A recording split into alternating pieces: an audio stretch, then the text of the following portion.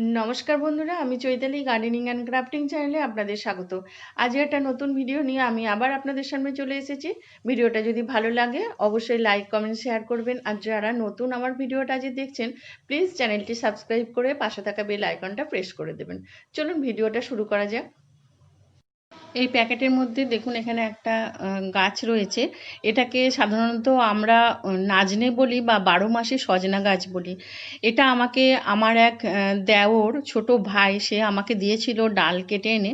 কয়েকটা ডাল দিয়েছিল, তার মধ্যে দুটো ডালে আমার গাছ বেরিয়েছে। আর দুটো ডালের মধ্যে এখানে একটা বসিয়েছি আর একটা অন্য জায়গায় বসিয়েছি, সেটা আমি দেখাচ্ছি আপনাদের। আর সেটা স্টেপ বাই স্টেপ আমি আপনাদের দেখাবো কিভাবে সেই গাছে ফল আসছে। আর দেখুন আমার সাথে 2020 সালে ফেব্রুয়ারি মাস আমি এই গাছগুলোকে এই জায়গায় বসিয়েছি। দেখুন 4টে বসিয়েছিলাম, 4টের মধ্যে দুটো আমার গাছ হয়েছে এবং নতুন ব্রাঞ্চ বেরোতে শুরু করেছে। এখানে একটা গাছকে আমি বসিয়ে রেখে দিয়েছি। দেখুন 4 মাসের মধ্যে গাছটা ফুল ধরা শুরু হয়ে গেছে।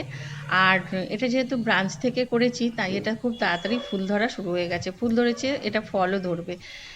আর এটা বীজ থেকেও তৈরি করা যায়। বীজ থেকে তৈরি করলে এই গাছ 1 থেকে 1.5 বছরের মধ্যে ফুল ধরা শুরু হবে। একবার যদি ফুল ধরা শুরু হয়ে যায় তাহলে জানবেন সারা বছর এর ফুল এবং ফল দিতে থাকবে।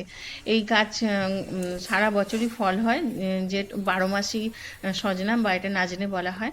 আর এই গাছে পোকামাকড়ও লাগে, কিন্তু পোকামাকড় যখন ধরবে তখন যদি আপনারা 1 লিটার জলে 2 ফোঁটা লিকুইড সোপ ফেলে দিয়ে গাছটা স্প্রে করে দেন তাহলে পোকামাকড় চলে। পোকার মধ্যে সবথেকে বেশি যেটা হয় এই গাছে শুঁয়োপোকাটা দেখা দেয়।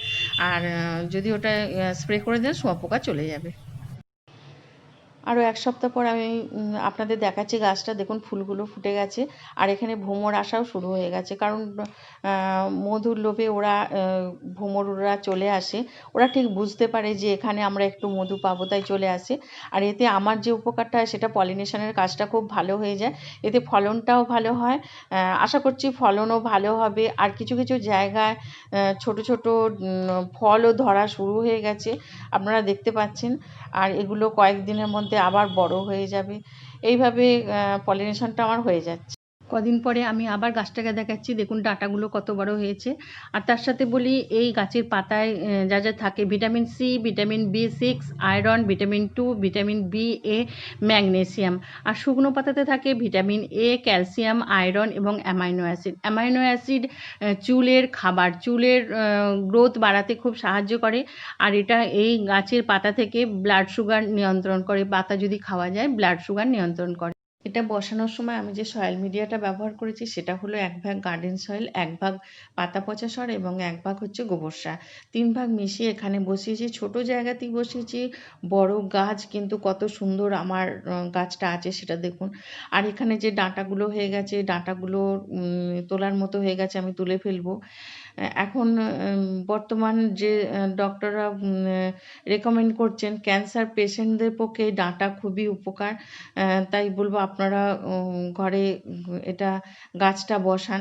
তাছাড়া এটা খুব সুস্বাদু এবং এতে অ্যান্টি অক্সিডেন্ট রয়েছে যেটা মোটাপা দূর করে এবং হাই প্রেশারের যারা পেশেন্ট আছেন তাদের পক্ষে খুবই উপকার। তবে হ্যাঁ, বুঝে খেতে হবে, অতিরিক্ত খাওয়াটাও এখানে ঠিক না। আর এই গাছের পাতার থেকে তো কত গুণ আছে সেটা বললাম। তাছাড়াও যেটা গুণ আছে, এই গাছের পাতা দিয়ে যে ওষুধ তৈরি হয় কীটনাশক, সেটা গাছের যে লিফ মাইনার ধরে সেটা ভালো হয়ে যায়। আমি সেই সম্পর্কে একটা ভিডিও করব। আর এটা আপনারা অল্প জায়গার মধ্যেই ছাদে বা যে কোনো ব্যালকনিতে যে কোনো অংশে এটা বসাতে পারেন। তবে এটা একটু রোদের দরকার আছে, 5 ঘন্টা অন্তত রোদের দরকার আছে। জল পরিমাণ মতো, যেহেতু আমরা টবে বা ছোট পাত্রে বসাচ্ছি, জল পরিমাণ মতো এতে দিতে হবে। তাই এইভাবে যদি আপনারা করেন দেখবেন খুব সুন্দর একটা গাছ আপনারা নিজেরাই তৈরি করে নিতে পারবেন। এখানে যে কালো প্যাকেটে গাছটা রেখেছিলাম তার নিচে একটা গ্রো ব্যাগ দিয়ে দিয়েছি বস্তার, দিয়ে তাতে কিছু মাটি দিয়ে দিয়েছি। কিছুদিন পরেই দেখুন এখানে ফুল ধরতে শুরু করে দিয়েছে, একেবারে গোড়া থেকেই ফুল ধরা শুরু হয়ে গেছে। এবং গাছটা খুব একটা বড় না, শুধু গোড়াতে না, গাছের পাতার ডগাতেও দেখুন কত ফুল ধরেছে। আর আশা করছি খুব তাড়াতাড়ি এখানেও ফল ধরা শুরু হয়ে যাবে। তাহলে আপনারা বুঝতে পারছেন যে কত ছোট গাছে এবং অল্প সময়ের মধ্যে এই গাছ ফুল এবং ফল দেওয়া শুরু হয়ে যায়।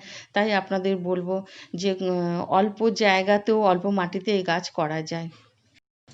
এই গাছটাকে আমি প্রথম থেকে দেখালাম কিভাবে বসিয়েছি এবং কিভাবে দেখভাল করতে হয়। আশা করি ভিডিওটা আপনাদের ভালো লেগেছে। যদি ভালো লেগে থাকে অবশ্যই এরকম একটা গাছ আপনারা বাগানে জায়গা দেবেন, বাগানে বসাবেন। আপনারা তো জানলেন এর পাতা, ফুল, ফল কি কাজে লাগে। এর পঞ্চাঙ্গ অনেক কাজে লাগে, যেটা যদি আপনাদের সেটা জানা থাকে তাহলে অবশ্যই আমাকে জানাবেন। আর সবশেষে বলি, আপনারা ভালো থাকুন, সুস্থ থাকুন, গাছ লাগান, পরিবেশকে ভালো রাখুন। নমস্কার।